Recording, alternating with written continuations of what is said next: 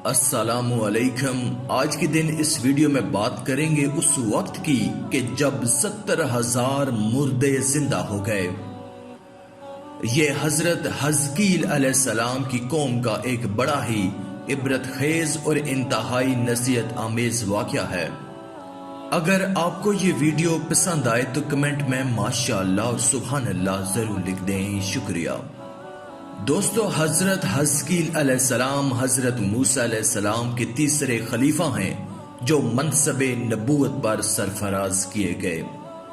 حضرت حزقیل علیہ السلام حضرت موسیٰ علیہ السلام کے جانشین اور نبی ہوئے۔ حضرت حزقیل علیہ السلام کا لقب ابن العجوز یعنی بڑھیا کے بیٹے ہے۔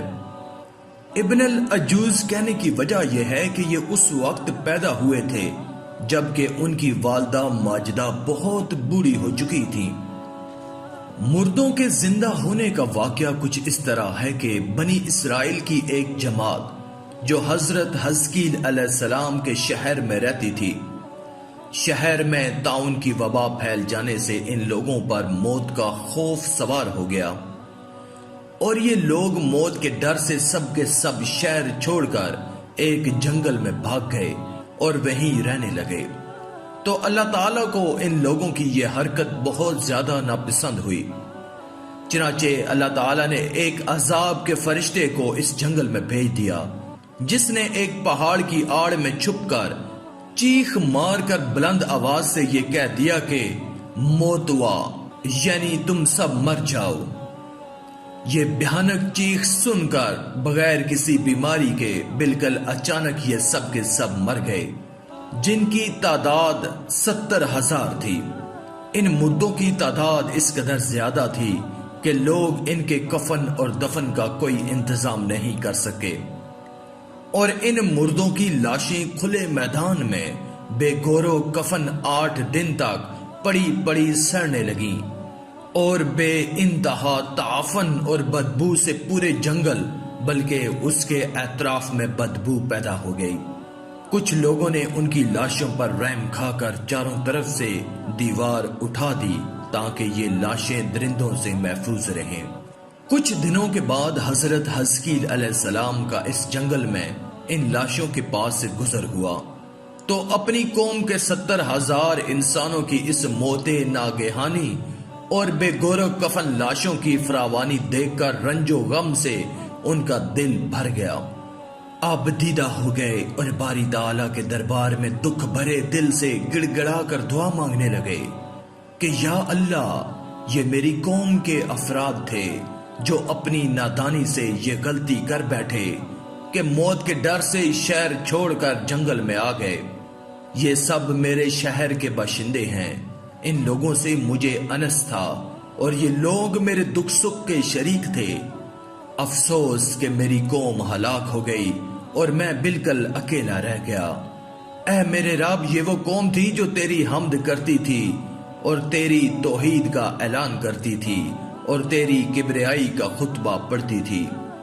آپ بڑے سوزے دل کے ساتھ دعا میں مشغول تھے کہ اچانک آپ پر یہ وحی اتر پڑی کہ اے حزقیل علیہ السلام، آپ ان بکھری ہوئی ہڈیوں سے فرما دیجئے کہ اے ہڈیوں، بے شک اللہ تعالیٰ تم کو حکم فرماتا ہے کہ تم اکٹھا ہو جاؤ۔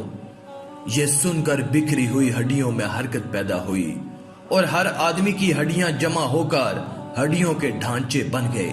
پھر یہ وحی آئی کہ اے حزقیل علیہ السلام، آپ فرما دیجئے کہ اے ہڈیوں، تم کو اللہ کا یہ حکم ہے کہ تم گوشت پہن لو۔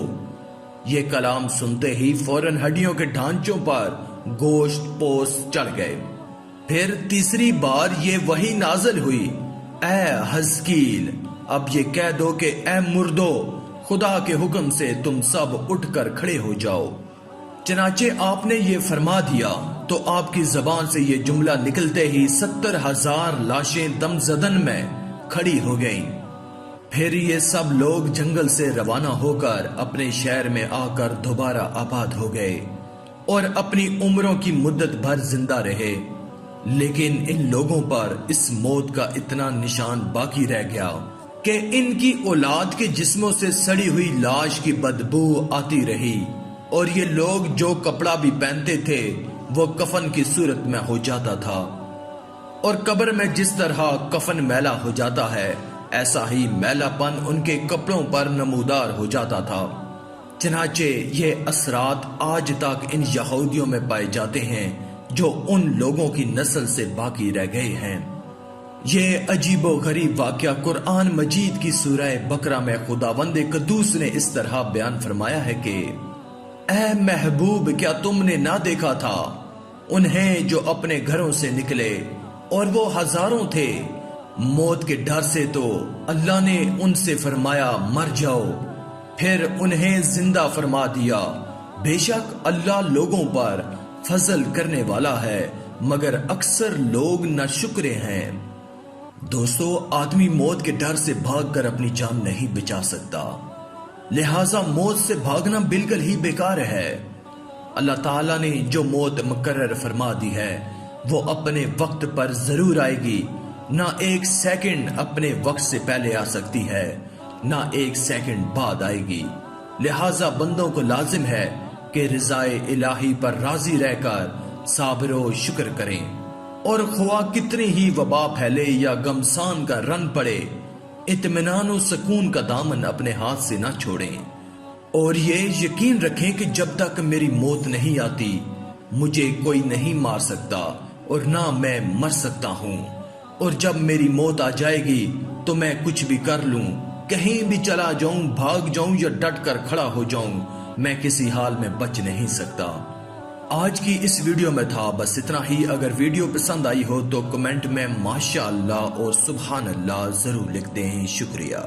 اور مزید اسلامی ویڈیوز حاصل کرنے کے لیے اللہ کی قدرت چینل کو سبسکرائب کر دیں اور ساتھ میں موجود بیل کے آئیکن کو دبا کر آل پر کلک کر دیں۔ شکریہ۔